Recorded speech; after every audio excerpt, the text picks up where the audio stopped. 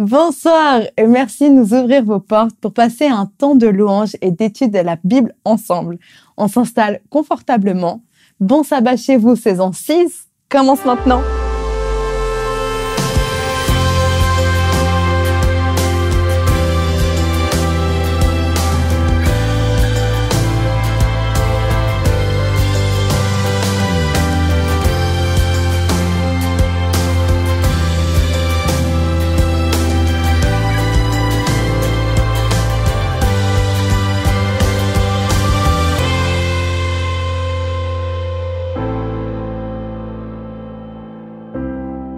Bienvenue pour ce numéro de Bon Sabbat chez vous. Je suis, comme à mon habitude, bien installée dans mon fauteuil dans le même décor.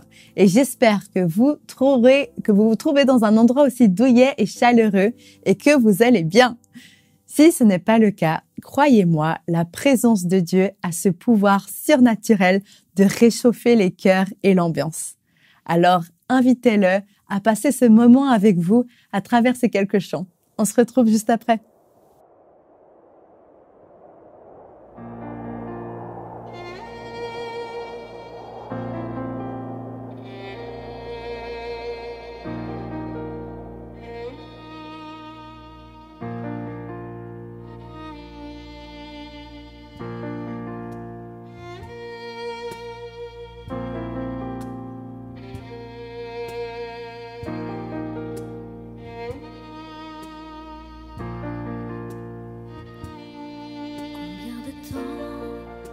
Resteras-tu découragé?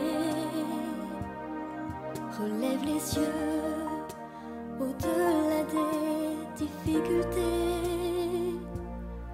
L'homme trop souvent regarde à ce qui est visible, mais toi choisis de croire au Dieu de l'impossible. Ne pense plus ce qui est dans le passé, car l'Éternel va faire une chose insoupçonnée. Elle grandit déjà, ne la voyez-vous donc pas? Un chemin dans le désert, un fleuve dans la solitude.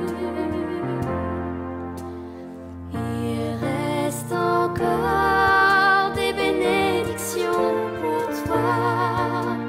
Dieu ne t'oublie pas, il fera réussir tes voies.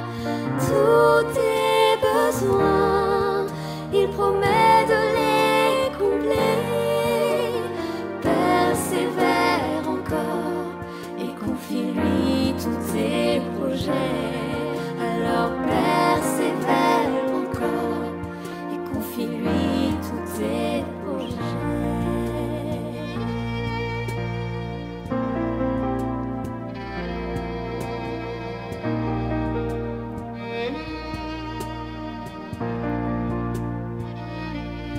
Si tu as vu l'un de tes précieux rêves périr, retrouve espoir, car l'Éternel ne peut mentir. Sur sa parole, appelle à la vie ce qui est mort. Il rétablit la splendeur au lieu des cendres. Il reste encore des bénédictions pour toi. Dieu ne t'oublie pas, il fera réussir tes voies. Tous tes besoins, il promet de les combler. Persévère encore et confie-lui tous tes projets. Alors persévère encore et confie-lui tous tes projets. Il reste encore des bénédictions pour moi. Dieu ne m'oublie pas, il fera réussir mes voies.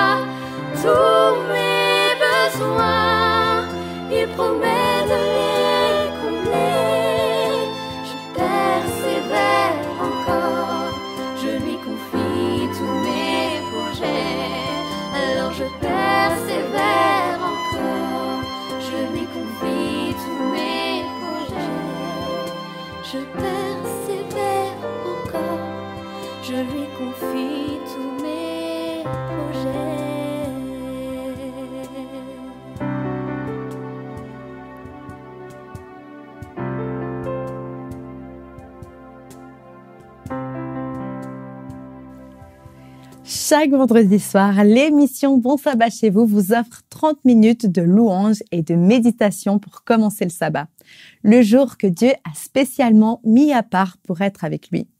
Souvent, ici, le ton est jovial et la plupart du temps, les commentaires que vous laissez sous nos vidéos démontrent que vous aussi, vous allez bien. Mais ce soir, je vous demande très sérieusement, comment allez-vous? Pour de vrai. C'est certain que plusieurs répondront que ça ne va pas forcément très fort. Et c'est à eux que je dédie cette émission ce soir. Le ton sera positif et plein d'espoir, comme à notre habitude. Mais Jésus pense à tous ceux qui souffrent depuis toujours. Écoutons seulement. Bonsoir à toutes et à tous.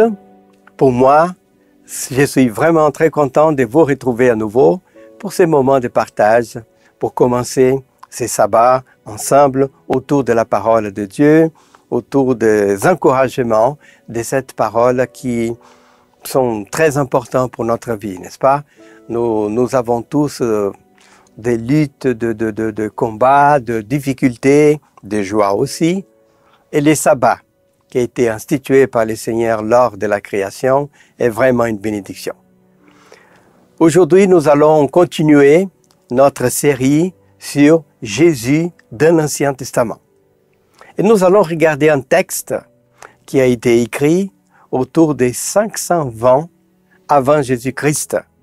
La Bible, ces textes nous donnent même la date. Je sais que pour certains, pour certaines histoires, ça se marie avec date, avec des noms. Il y en a qui n'aiment pas trop. Mais vous savez, de temps à autre, il est important de cadrer le sujet autour d'une date ou de quelques dates. Comme ça, nous pouvons avoir tiré des leçons plus pertinentes encore. Avant de lire ces textes, on va commencer par lire ces textes. Nous sommes en 520 avant Jésus-Christ. Ok? Pratiquement un siècle et demi avant les baptêmes, les ministères de Jésus. Je vais vous lire ces textes et ensuite je vais vous parler un peu plus du cadre, du contexte, afin que nous puissions bien comprendre ces paroles. C'est Agé, les prophètes Agé, au chapitre 2, nous allons lire les versets 6 à 9. C'est Dieu qui est en train d'encourager le peuple. Après, je vous dis encore quelques détails. Le peuple est rentré de Babylone, ça fait une quinzaine d'années. Les murailles de Jérusalem ont été détruites il y a plus de 70 ans par les Babyloniens. Les temples aussi, détruits, brûlés. Ces beaux temples que Salomon avait construits. Et il faut reconstruire les temples. Mais il y a des difficultés. Les ennemis d'Israël qui habitent là les empêchent un peu d'avancer.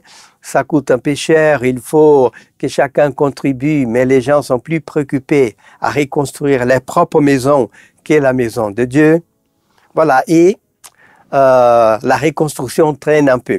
Et Dieu essaye de les tirer un peu les oreilles, mais avec amour, et toujours en train d'encourager pour dire, voilà mes amis, ça vaut la peine de reconstruire ce temple.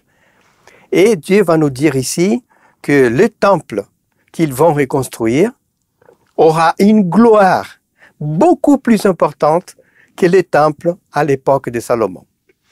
Lisons les textes et ensuite on revient sur cette question du contexte. Ok? Agé 2, versets 6 à 9. Car ainsi parle le Seigneur des armées. Encore un peu, très peu, et je ferai trembler les ciels et la terre, la mer et la terre ferme. Je ferai trembler toutes les nations. Les biens les plus précieux de toutes les nations viendront, et je remplirai cette maison de gloire, dit le Seigneur des armées. L'argent m'appartient, l'or m'appartient. Déclaration du Seigneur des armées. Le verset 9. La gloire à venir pour cette maison sera plus grande que sa gloire passée, dit le Seigneur des armées. Et dans ces lieux, je mettrai la paix. Déclaration du Seigneur des armées. Vous voyez combien de fois Dieu dit déclaration, déclaration. Parce que Dieu, sa parole, il a créé le monde par la parole. Et plus tard, Jésus va être appelé la parole faite chair. Parce qu'il a dit qu'il y ait la lumière, qu'il y ait des plantes, qu'il y ait des oiseaux dans les mers, qu'il y ait des arbres. Faisons l'homme à notre image. Chaque période de la création, c'était une parole. C'est pour ça que lorsque Dieu dit quelque chose, c'est vraiment, il est en train de dire, ça va s'accomplir. Or, je vais vous expliquer un peu le contexte parce qu'il est très beau, il est très important. Vous voyez qu'au verset 8, Dieu dit, l'argent m'appartient, l'or m'appartient. Pourquoi? On va revenir presque un siècle avant, 605, 85 ans avant. 605 avant Jésus-Christ. Qu'est-ce qui s'est-il passé? Nabuchodonosor, roi de Babylone, il vient, il encercle Jérusalem, il a pris déjà plusieurs villes de Juda, il encercle Jérusalem. Comme les peuples étaient éloignés de Dieu, Dieu n'a pas pu les aider. Et une partie du peuple part à Babylone. Parmi ces gens-là, cette première vague, c'est des gens d'un certain niveau. Pourquoi? Parce que les Babyloniens et d'autres, Romains aussi, faisaient, quand ils prenaient un endroit, ils prenaient les nobles, tous les gens qui avaient un bon métier, et les amenaient à la capitale pour faire encore grandir l'empire. Ok? Parmi ces gens, Daniel par exemple, si vous lisez Daniel chapitre 1, verset 1, 2, Daniel va dire même la date qu'il est parti à Babylone, autour de 605.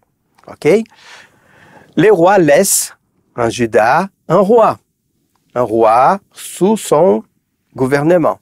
Les rois se révoltent une première fois, une deuxième fois en 589. 589, n'est-ce pas? Il y a une révolte. Alors, les rois de Babylone reviennent à nouveau, et là, ils n'avaient pas encore détruit la ville. Les gens sont encerclés dedans. Il va détruire la ville, les murailles, mettre le feu au temple, prendre les ustensiles même du temple et amener à Babylone. Il va crever les yeux du roi. D'abord, il va tuer ses enfants devant lui et crever ses yeux pour dire, voilà ton châtiment. Les restants de tes jours, tu vas voir cette image parce que tu t'es révolté contre moi. Il est amené, enchaîné à Babylone. C'est une disgrâce. Les rois est enchaîné en prison, tous les nobles sont tués, les temples détruits, brûlés, les temples que Salomon avait construits. Lorsque Salomon a construit ces temples, c'était d'une beauté incroyable, avec de l'or, et il avait fait une prière magnifique. Dieu a même envoyé le feu pour dire, voilà, ces temples, je l'accepte. Et maintenant, il est détruit. Ils vont rester 70 ans en Babylone. 70 ans après, autour des 535, ils commencent à rentrer. Certains commencent à rentrer. Mais Juda était déjà peuplé par des étrangers, des gens qui n'étaient pas tous d'Israël. Jérusalem était encore en ruine. Et Dieu demande aux gens de reconstruire les temples. Parce qu'avec les temples, il y a les sacrifices, il y a les fêtes. C'est la présence. Les temples étaient comme une ambassade. Pour tous les peuples de l'Antiquité, quand ils construisaient un temple, ça veut dire Dieu est au ciel, oui, bien sûr, mais il a une représentation ici, un esprit, il est là. C'est comme ça que tous les peuples de l'Antiquité voyaient un temple. C'est comme une ambassade. L'ambassade de France au Brésil, c'est un morceau de la France là-bas. Il a un représentant. Le président de la France est à Paris, mais il a un représentant là-bas. C'est plus ou moins comme ça qu'il voyait. Et à l'époque d'Agé, nous sommes en 520, ils n'arrivent pas à construire parce que chacun est plus préoccupé de construire sa maison. Et Dieu les encourage. C'est pour ça qu'il dit, l'argent m'appartient, l'or aussi. Allez, investissez, vous n'allez pas perdre. Tout ce que vous faites pour moi, ce n'est pas perdu. Et vous allez gagner aussi, avec une présence à moi plus claire. Je suis présent dans votre vie. Vous pouvez prier dans votre chambre, dans votre salon. Mais quand vous êtes tous réunis ensemble, quand vous chantez, quand vous avez une cérémonie, c'est plus fort. Et c'est pour ça que Dieu les encourage. Et Dieu dit, ne vous inquiétez pas. Vous voyez ces temples en ruine maintenant. Il est moche, n'est-ce pas, en ruine. Et entre parenthèses, vous n'allez plus jamais les reconstruire comme c'était Salomon. Mais ne vous inquiétez pas, il dit quoi? Verset 9. La gloire à venir pour cette maison sera plus grande que sa gloire passée. Et j'aimerais juste faire une application. Parce qu'au verset 7, par exemple, ça dit, les biens les plus précieux de toutes les nations viendront. Je remplirai cette maison. Et il y a certaines traductions qui disent, les désirés de toutes les nations viendra. D'ailleurs, les livres d'Ellen White et Jésus-Christ, en français c'est Jésus-Christ, mais en anglais, dans d'autres langues, c'est les désirés de toutes les nations. C'est dans cette phrase. Mais comme l'hébreu s'apprête aussi à d'autres interprétations, on a dit au lieu de désirer, on a dit les biens les plus précieux. Et c'est là qu'on voit les ministères de Jésus. Les biens les plus précieux de toutes les nations viendront, j'y remplirai. Et pourquoi Dieu a dit la gloire de cette maison, cette nouvelle-là, la deuxième, même si matériellement elle sera plus petite, même lorsqu'Hérode plus tard va reconstruire les temples, elle ne sera plus jamais comme ça, les temples de Salomon. Et pourquoi Dieu a dit, mais de toute façon, la gloire va être plus grande. C'est là qui est important. C'est là cette application que j'aimerais vous la laisser. Il faut regarder les choses avec les yeux de Dieu. Un jour, je parlais, il faut demander à Dieu, Seigneur, prête-moi tes lunettes pour que je puisse voir le monde, voir ton projet comme toi tu les vois. Dieu regarde autrement que nous. Et les gens ne pouvaient pas comprendre. Mais qu'est-ce que c'était cette grande valeur qui était plus grande? Parce que c'est son Fils. C'est le Créateur du monde, la parole, qui allait devenir chair et allait entrer dans les temples. Et nous savons que Jésus était souvent dans les temples de Jérusalem pour enseigner. Et j'aimerais vous lire déjà Luc 1, 11, verset 31, où Jésus se compare à Salomon. Ah oui, il s'y compare, il a dit, « Je suis plus grand que Salomon ». Et pourtant, Jésus était un homme simple. En gloire, Salomon, gloire matérielle, Salomon était plus grand que Jésus. Mais ce qui compte pour Dieu, c'est pas ça. Salomon, c'était un homme qui ne pouvait pas mourir pour nos péchés. Et Jésus-Christ était un homme pur qui pouvait nous sauver. Regardons bien Luc 11, 31. C'est Jésus qui parle. La reine du Sud, ou la reine des Sabbats, se réveillera lors du jugement avec les hommes de cette génération, et elle les condamnera, parce qu'elle est venue des extrémités de la terre, pour entendre la sagesse de Salomon. Et pourtant, il y a ici plus que Salomon. Voilà. Vous comprenez pourquoi Dieu avait raison de dire la gloire de ces temples-là, à l'époque de Jésus, va être plus grande. Parce qu'elle va accueillir les créateurs du monde. Dieu fait chair, transformé en chair. Lorsque Jésus a dit de Jean-Baptiste, c'est le plus grand de tous les prophètes qui avaient existé jusqu'alors. Moïse était un prophète, hein? Abraham était prophète, Daniel était prophète, Isaïe. Aucun n'a surpassé. Et pourtant, Jean-Baptiste n'a écrit aucune prophétie, aucun livre, rien. Mais dans quel sens? Parce que Jean-Baptiste a touché les créateurs du monde. Jean-Baptiste l'a présenté, voici l'agneau de Dieu qui enlève les péchés du monde. C'est pour ça que Dieu dit, les privilèges qu'il a eus, ça fait de lui les plus grands parce qu'il a présenté les sauveurs. J'aimerais encore vous lire, pour compléter quelques textes, que je trouve très beaux et qui nous parlent de... Ça m'a toujours impressionné, que nous sommes une sorte de temple et Dieu habite en nous. Les premiers temples étaient Salomon. Il était là, il est entré dans les temples, il avait une grande gloire. Le deuxième temple, c'était Jésus-Christ, le Créateur qui est entré. Et Dieu, et Jésus après, il fait encore une prophétie, il fait encore une autre promesse. J'ai encore un cadeau pour vous. Moi et mon Père, les dieux de l'univers, les grands patrons, on va venir tous les deux habiter avec vous, à côté de vous. Regardons bien ce texte. Par exemple, Jean 2, verset 16. Il dit au vendeur des colombes, Jésus qui va nettoyer les temples, hein, vous connaissez cette histoire. Enlevez tout cela d'ici. Cessez de faire de la maison de mon Père une maison de commerce. Voilà, lorsque Dieu avait dit, cette deuxième maison va avoir une gloire plus grande, parce qu'elle avait Jésus, le Créateur, qui était là-dedans. Jean 2, 19 à 21. Les Juifs lui dirent, « Quel signe nous montres-tu pour agir de la sorte? D'où vient au fond ton autorité ?»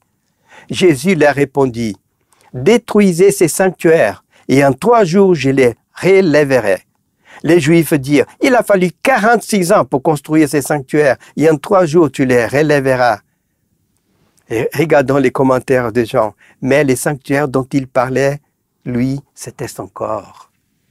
Voilà. Il vient habiter. C'est pour ça que Dieu dit, il y aura un temple beaucoup plus grand. 46 ans, quand ils sont rentrés de Babylone, ils ont reconstruit ce temple. Et plus tard, presque un peu avant un demi-siècle avant Jésus-Christ, Hérode, le grand, n'a pas construit. Il a embelli, il a amélioré les temples. Ok? Encore 2 versets. C'est ça que j'aimerais vous laisser. Jean 14, 23. Jésus lui répondit, « Si quelqu'un m'aime, il gardera ma parole, et mon Père l'aimera. Nous viendrons à lui, et nous ferons notre demeure auprès de lui. » Est-ce que vous vous rendez compte? Même moi, ça fait peu de temps, j'ai dit, mon Dieu, mais c'est vrai ça. C'est littéral ça. Et j'ai décidé de l'accepter par la foi. Oui. Et de temps à autre, je pense, waouh, Dieu a promis. Je ne dis pas que je l'aime, que je garde toutes ces paroles, mais par sa grâce, Dieu et Jésus-Christ sont là autour de moi, autour de toi. Il faut croire à cela. Faites cet exercice de temps à autre de penser, Dieu, même en dépit de mes faiblesses, mais Dieu est là autour de moi. Nous sommes maintenant en temple, en sanctuaire. Et pour conclure, Éphésiens 3, 14 à 21, c'est tellement beau. C'est pourquoi j'ai fléchi les genoux, dit Paul, devant le Père, de qui toute la famille dans les cieux et sur la terre tire son nom, afin qu'il vous donne, selon la richesse de sa gloire, d'être rendu fort et puissant par son esprit au profit de l'homme intérieur. Que le Christ habite dans votre cœur par la foi et que vous soyez enracinés et fondés dans l'amour pour être capables de comprendre avec tous les sens quelle est la largeur, la longueur, la profondeur et la hauteur et de connaître l'amour du Christ qui surpasse la connaissance, de sorte que vous soyez remplis jusqu'à la plénitude de Dieu. C'est lui qui peut, par la puissance qui est à l'œuvre en nous, faire infiniment au-delà de tout ce que nous demandons ou pensons. À lui la gloire, dans l'Église et en Jésus-Christ, dans toutes les générations, à tout jamais. Amen. Je vous laisse cette parole. La gloire du deuxième temple a été grande parce que Jésus était là. Mais maintenant, c'est Dieu le Père et son Fils qui sont à côté de nous. En dépit de nos faiblesses, de nos frustrations, de certains rêves qui ne se sont pas réalisés ou sont partis, faites de sorte à dire à Dieu, Seigneur, je crois. Toi, tu es autour de moi avec ton Fils. Que le Seigneur vous bénisse, que le Seigneur nous bénisse, et je vous souhaite un très très bon sabbat chez vous et à la prochaine.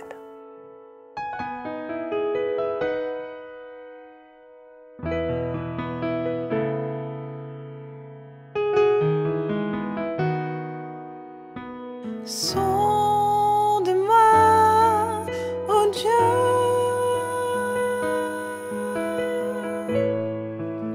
et connais mon cœur. Éprouve-moi, Seigneur,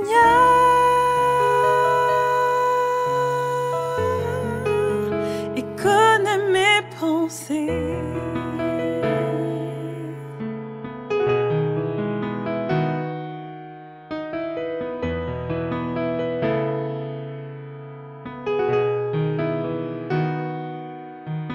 Sonde-moi,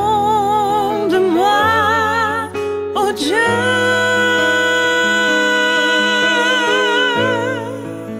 et connais mon cœur. Éprouve-moi, Seigneur,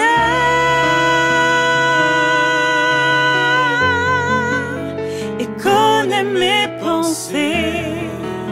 Regarde si je suis loin de toi. Regarde si je suis sur une mauvaise voie. Regarde si je suis loin de toi. Et conduis-moi sur toutes tes voies. Regarde si je suis loin de toi. Regarde si je suis sur une mauvaise voie. Regarde si je suis loin de toi. Et conduis-moi sur toutes tes voies. Pour l'éternité, sonde-moi, oh Dieu,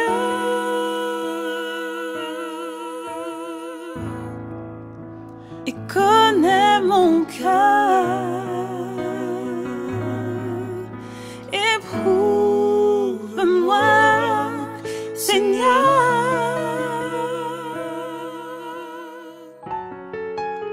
et connais mes pensées.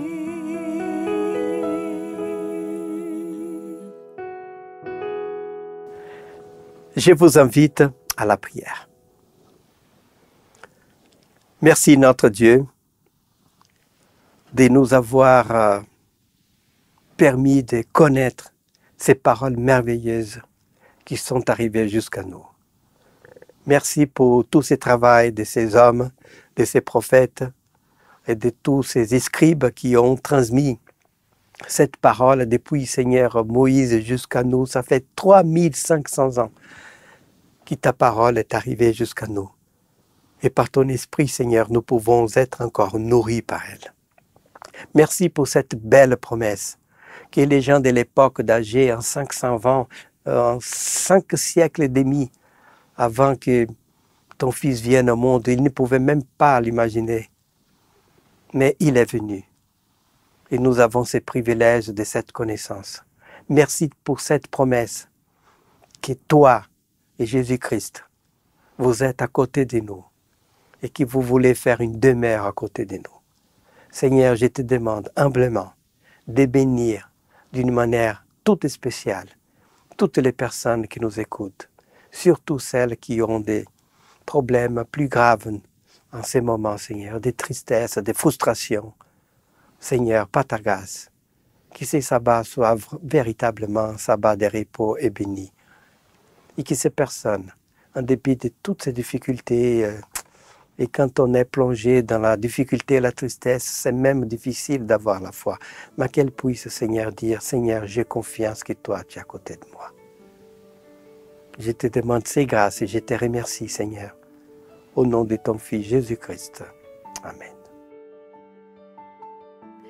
J'espère de tout mon cœur que cette soirée et ce message en particulier vous ont fait du bien.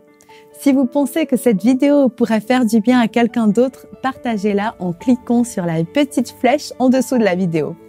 Que l'espoir résonne partout sur vos réseaux sociaux. Et bien sûr, retrouvons-nous la semaine prochaine pour un nouveau moment ensemble. Je vous dis donc à vendredi prochain et d'ici là, bon sabbat chez vous.